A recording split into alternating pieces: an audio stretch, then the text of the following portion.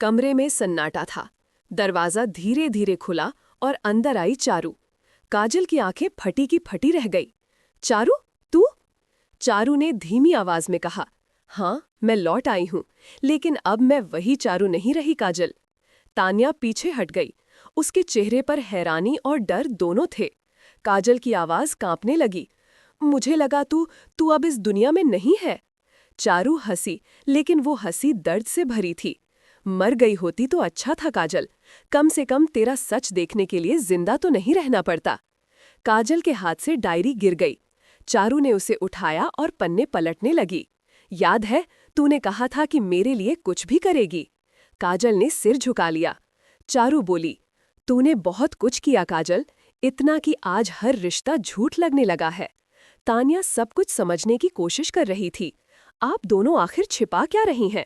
चारू ने उसकी तरफ देखा और कहा, सच ये है कि तेरे भाई की मौत एक हादसा नहीं थी तान्या। उसे बचाने की कोशिश में काजल ने। चारू रुक गई।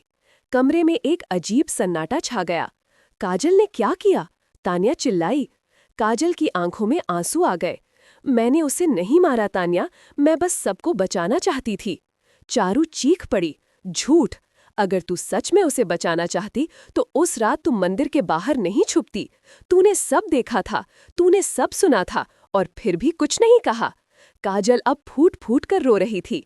मैं डर गई थी चारू, मैं नहीं चाहती थी कि घर टूट जाए। चारू का चेहरा कठोर हो गया। घर बचाने के चक्कर में तूने मेरी जिंदगी तबाह कर दी। तान्या कांपती आवाज में बोली, मेरा भाई उस रात। चारू ने उसकी बात पूरी की। उस रात उसने सबको बचाने की कोशिश की, लेकिन जिसने उसे धक्का दिया वो कोई और नहीं। वो रुक गई। काजल की तरफ देखकर कहा, तेरे अपने घर का आदमी था। काजल के चेहरे का रंग उड़ गया। क्या कह रही है तू? चारू ने कहा, हाँ, संजय फूफा सा। कमरे में एक सन्नाटा फैल गया। तान्या ने कांपते हुए पूछा, फूफा सा? उन्होंने क्यों?